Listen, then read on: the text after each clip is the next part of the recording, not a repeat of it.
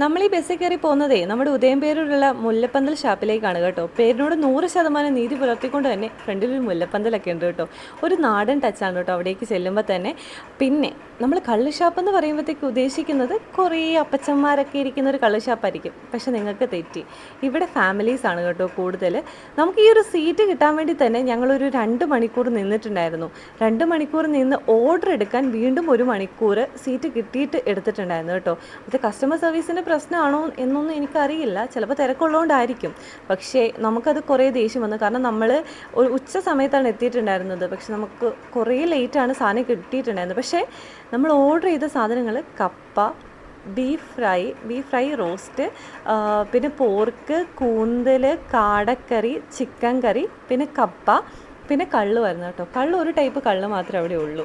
പക്ഷേ food item ഒക്കെ എല്ലാം നല്ല ടേസ്റ്റ് ഉണ്ടായിരുന്നു കേട്ടോ. നമുക്ക് ചിക്കൻ കറി അത്രയ്ക്ക് ഇഷ്ടപ്പെട്ടില്ല, ബാക്കിയെല്ലാം സൂപ്പർ ഐറ്റം ആയിരുന്നു കേട്ടോ.